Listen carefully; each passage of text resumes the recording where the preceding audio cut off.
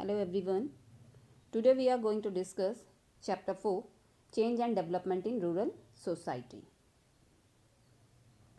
This chapter is broadly divided into 4 parts. The first part is about agrarian society and caste and class in rural India. The second part is about impact of land reforms. The third part deals with green revolution and its impact on agriculture. And the fourth part deals with movement of labor in India.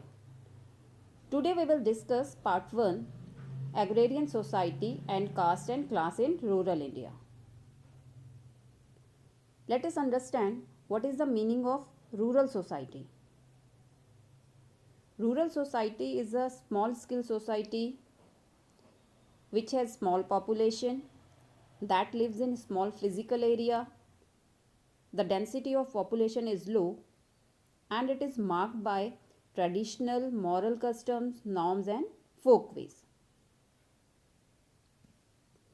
It preserves and follows simple culture and lifestyle.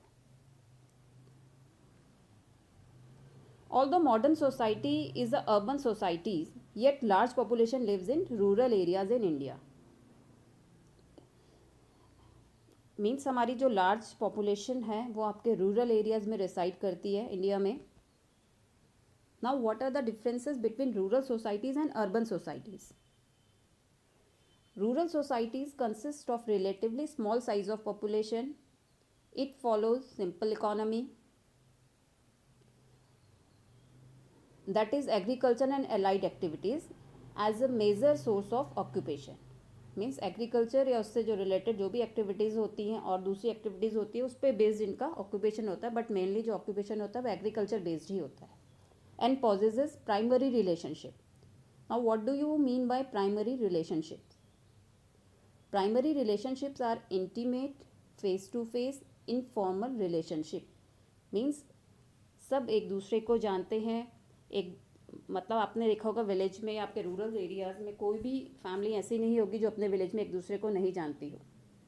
Intimate relationship होते हैं, एक दूसरे के साथ सुख दुख में सब लोग काम आते हैं, कोई फॉर्मेलिटी नहीं होती, इनफॉर्मल रिलेशनशिप होता है. In contrast, the urban society consists of relatively large size of population, following non-agricultural occupations. They possess secondary relationship. The secondary relationships are non-intimate, impersonal, indirect and formal relationship. As you can see कि आपके cities में आप देखते हो कि आपके neighbour में भी कितने लोग एक दूसरे को नहीं जानते हैं. इनफॉर्मल रिलेशनशिप्स होती है, अगर एक दूसरे से मिलते भी हैं. इंटीमेट रिलेशनशिप नहीं होती, ना के बराबर है ना. India has traditionally been are agricultural country, having most of its population located in rural areas. Traditionally हमारी जो कंट्री है वो एग्रीकल्चरल कंट्री है आपकी, और मोस्टली जो पॉपुलेशन है वो आपके रूरल एरियाज़ में रिसाइड करती है. Now what are the features of rural society in India. Now you can say the economy in rural areas is agricultural dominated. जो वहाँ की इकोनॉमी है वो एग्रीकल्चरल डोमिनेटेड है, मोस्टली उसी पे डिपेंडेंट हैं लोग. Here villages are small size communities. There is greater homogeneity of lifestyle, that is likeness और similarity. ठीक है, आपके रूरल एरियाज में आपको होमोजेनिटी देखने को मिलती है लाइफस्टाइल में. मतलब एक जैसे होते हैं आपके, उनके रीति रिवाज जो होगा आपस में गाँव में, आपका होमोजेनिटी उनके खाने पीने में, रहने में, हर स्टाइल में उनके आपको वहाँ पे एक होमोजेनिटी दिखाई देगी जो कि आपको अर्बन एरियाज़ में नहीं दिखने को दिखाई देती. नेक्स्ट आपका है here is a caste based social stratification. आपके रूरल सोसाइटी में कास्ट बेस्ड सोशल स्ट्रैटिफिकेशन होता है. And there is lack of social mobility. अब कास्ट बेस्ड आपका जो सोशल स्ट्रैटिफिकेशन होता है, मतलब जो उसमें कास्ट हायरार्की होती है, जो ब्राह्मण्स है वो बहुत टॉप अपर उसमें आते हैं, then Kshatriyas, then Vaishyas and then Shudras.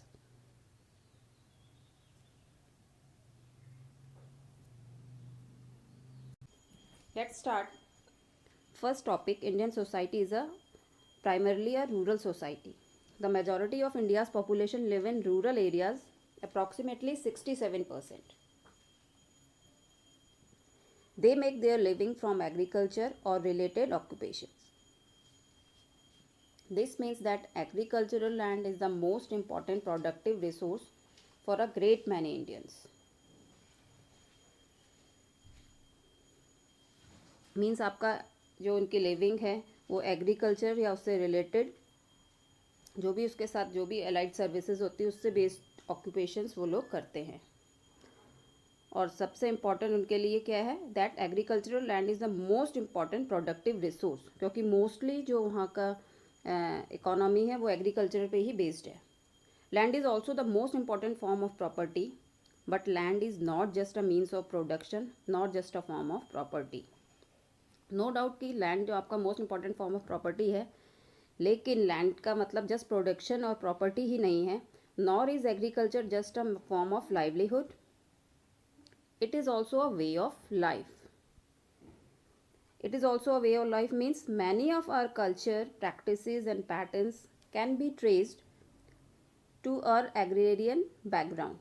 हमारे बहुत सारे जो कल्चर्स हैं, ट्रेडिशंस हैं, हमारे एग्रेरियन बैकग्राउंड से आते हैं. Suppose most of the new year festivals in different regions of India such as Pongal in Tamil Nadu, Bihu in Assam, Baisakhi in Punjab and Ugadi in Karnataka actually celebrated the main harvest season and herald the beginning of a new agricultural season. देखो ये सारे festival आपके agriculture पे based है. ये agriculture आपके main harvest season में आपके बनाए जाते हैं जब फसल पक के तैयार हो जाती है और नए एग्रीकल्चरल सीजन की वहाँ पे शुरुआत हो जाती है.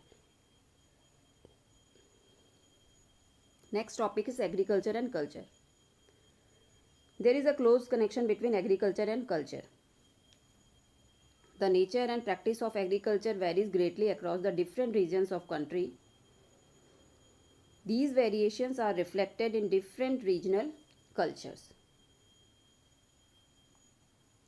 For example, there are many festivals celebrated during the harvest season all over the India with regional variations.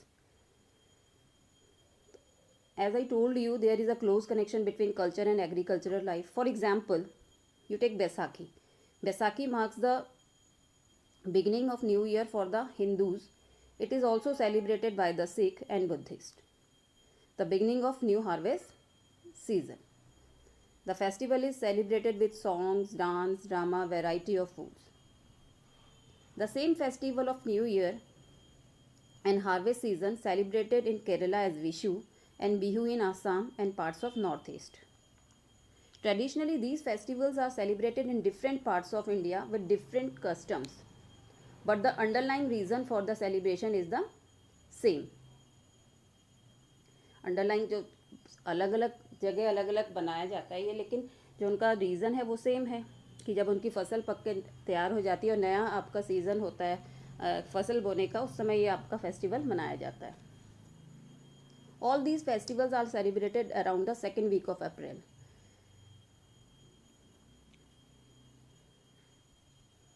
There are another festival related to harvest season such as you can say Makar Sankranti, Lohri and Pongal. These festivals happen in the second week of January when the winter harvest is cut. In these festivals also there are massive celebrations, rituals and customs. So you can say there is a close connection between agriculture and culture. One can say that both the culture and social structure in rural India are closely bound up with agricultural and the agrarian way of life. Rural life. Agriculture is the single most important source of livelihood for the majority of the rural population. But the rural is not just agriculture. ठीक है कि no doubt agriculture single most important source of livelihood है majority of the rural population के लिए. But there are many activities that support agriculture and village life. और बहुत सारी activities हैं जो एग्रीकल्चर को सपोर्ट करती हैं और विलेज लाइफ को सपोर्ट करती है. Are also sources of livelihood for people in rural India. For example, a large number of artisans such as potters, carpenters, weavers, iron smiths and goldsmiths are found in rural areas. Rural life also supported many other specialists and craft persons as storytellers, astrologers, priests, water distributors, and oil pressers. The diversity of occupation in rural India was reflected in caste system. ठीक है, occupation की diversity आपके rural area में caste system में भी आपके reflect होती है, which in most regions included specialist and service caste such as washermen, potters, and goldsmith. Some of these traditional occupations have declined. ये जितने भी ट्रेडिशनल ऑक्यूपेशन है कास्ट बेस्ड, ये धीरे धीरे आपके डिक्लाइन होते जा रहे हैं. But increasing interconnection of the rural and urban economies have led to many diverse occupation. लेकिन जैसे जैसे रूरल और अर्बन इकोनॉमी का इंटरकनेक्शन बढ़ता जा रहा है तो नए नए डाइवर्स ऑक्यूपेशन आपके अलग अलग तरीके के ऑक्यूपेशन जनरेट होते जा रहे हैं. Many people living in rural areas are employed in और have livelihood based on rural non-farm activities. For instance, there are rural residents employed in government services such as postal and education departments, factory workers, or in the army, who earn their living through non-agricultural activities.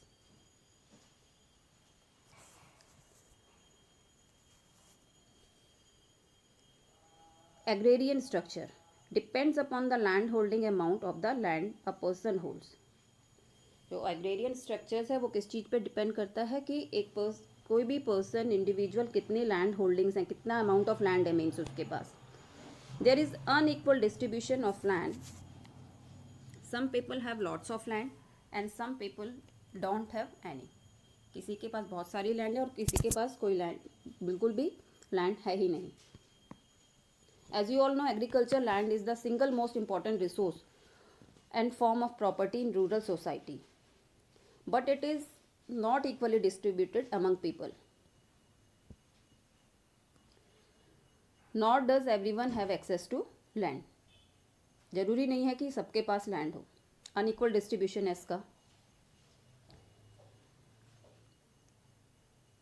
In fact, the distribution of land holding in most regions is highly unequal among households.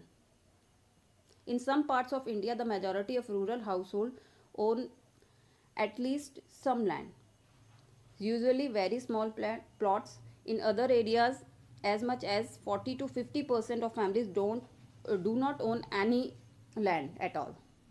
This means that they are dependent on agricultural labor or other kinds of work for their livelihood. And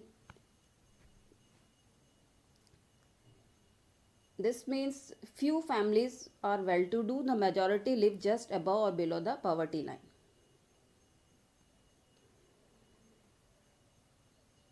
The agriculture structure is how the land holdings have been distributed among people.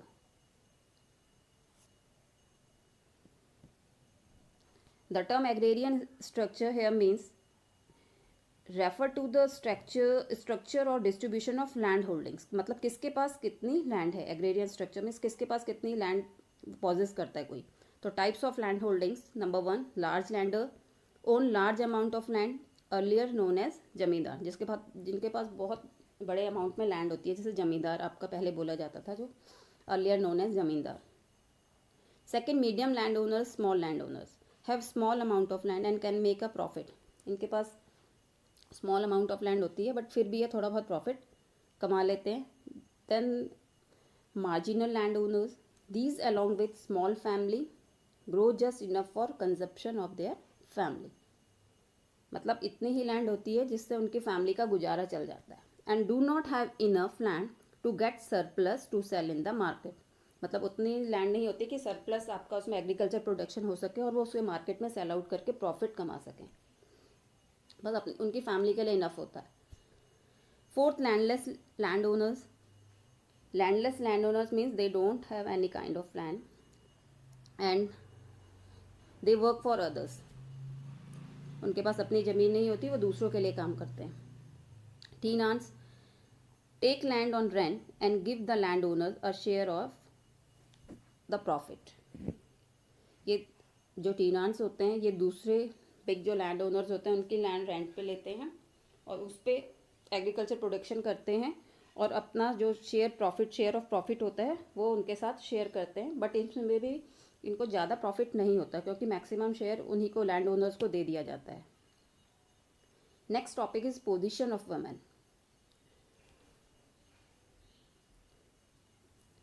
Women position is low, they can't own land.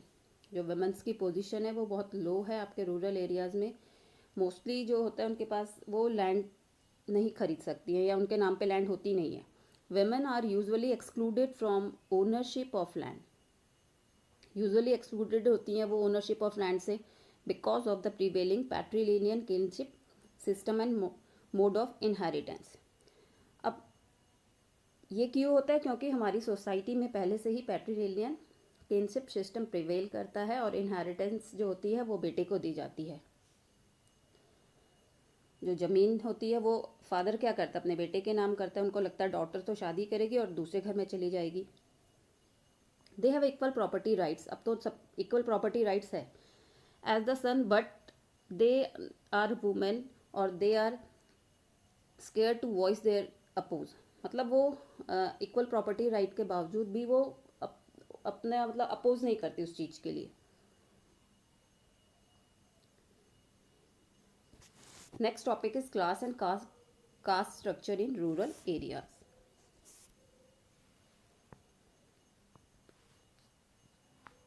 In rural areas, there is a complex relationship between caste and class. This relationship is not always straightforward. है ना? देखो, we might expect that higher caste have more land and higher incomes.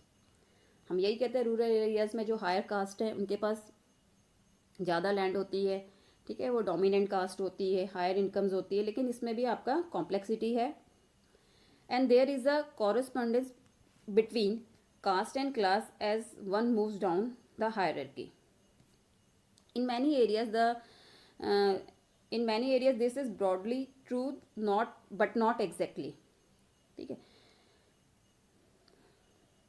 Upper caste were considered to be upper class, but the issue in rural areas is complex.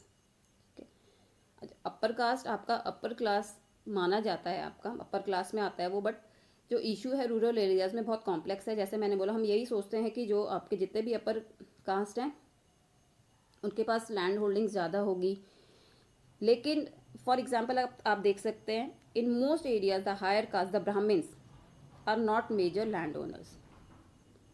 Mostly areas में Brahmins higher caste होते हैं लेकिन वो land owners नहीं होते हैं।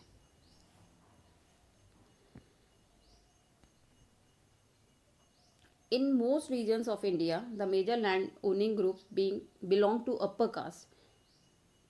यही बोला जाता है कि अपर जो लैंड होल्डिंग्स है वो अपर कास्ट के पास होती है। In each region there are usually just 1 or 2 major land owning caste, लेकिन मोस्टली रीजन में 1 या 2 आपकी ऐसी कास्ट होती है जिनके पास मेजर लैंड ओनिंग होती है, मेजर लैंड होती है जिनके पास maximum.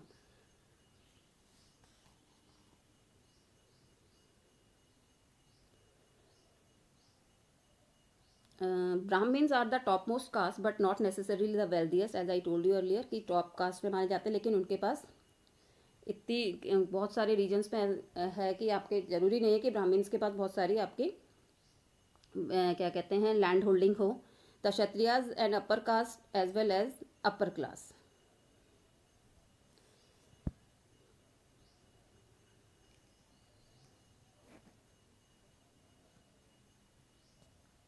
Dominant caste is the most powerful group economically, politically and dominates local society. Dominant caste जो होती है आपकी land owning groups are the आपके फॉर एग्जांपल आपके Jats and Rajputs of UP, Vokkaligas and Lingayats in Karnataka, Kammas and Reddys in Andhra Pradesh and Jat Sikhs in Punjab.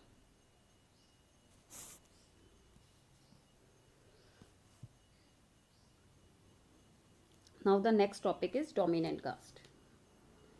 After independence, land reforms introduced land ceiling. ठीक है, independence के बाद हमारी गवर्नमेंट बहुत सारे एक्ट्स लेकर आई थी, तो लैंड सीलिंग एक्ट भी था. It set a limit of land holding by each individual. इसमें आपका जो लैंड सीलिंग एक्ट था उसमें हर इंडिविजुअल के लिए एक लैंड होल्डिंग्स की लिमिट तय कर दी गई थी कि एक इंडिविजुअल के पास इस अमाउंट से ज़्यादा लैंड वो नहीं रख सकता. Large land owners sold away their land to medium land owners as they move to urban areas to set up factories. Large जो लैंड ओनर्स थे उन्होंने अपनी जो लैंड थी मीडियम लैंड ओनर्स को सेल आउट करके अर्बन एरियाज में वो अपना बिजनेस अपनी फैक्ट्री सेटअप करने they move to urban areas. Now the next topic is proprietary caste. As you all know, in most regions of India, the major land owning groups belong to the upper caste.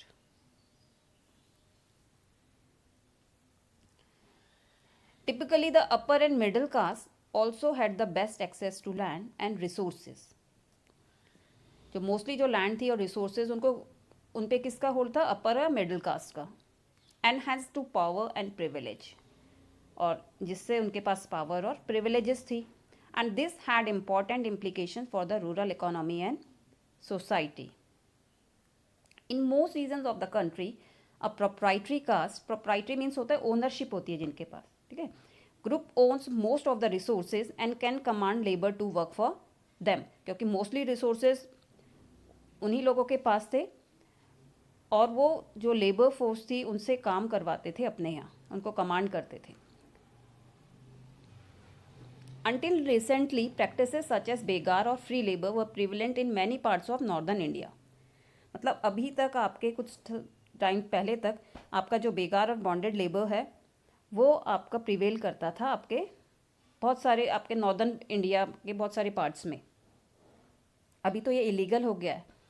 Members of low rank caste groups had to provide labor for a fixed number of days per year to the village जमींदार और landlord. अब इस system में क्या होता था, बेगार और free labour, जो लो कास्ट ग्रुप्स के जो मेंबर्स थे वो एक फिक्स नंबर ऑफ डेज के लिए हर साल फिक्स्ड होता था और जमींदार के यहाँ लैंडलॉर्ड के यहाँ वो उनके यहाँ वो अपना मतलब काम करते थे, लेबर प्रोवाइड करते थे. Similarly lack of resources and dependence on the landed classes, क्योंकि वो रिसोर्स एक्सेस ही नहीं करते थे वो लोग और डिपेंडेंट होते थे लैंडेड क्लास में किस चीज़ के लिए, for economic social and political support. इन सब चीज़ों के लिए वो आपके लैंड ओनर्स के ऊपर डिपेंडेंट होते थे. This means that many of the working poor were tied to land owners in hereditary labour relationship. ठीक है, हेरिडिटरी लेबर रिलेशनशिप होती थी जिसको बॉन्डेड लेबर कहा जाता था. हेरिडिटरी मतलब कि वो अब जनरेशन टू जनरेशन उसी के यहाँ काम करते थे. Such as Halpati system in Gujarat, आपका हलपति सिस्टम गुजरात में प्रिवेल करता था. जीता सिस्टम आपका कर्नाटका में. Although such practices have been abolished legally, as I told you earlier, ये सारी प्रैक्टिसेस एबॉलिश कर दी गई है लीगली. फिर भी they continue to exist in many areas. In the village of northern Bihar, the majority of the landowners are Bhumihars and who are also the dominant caste.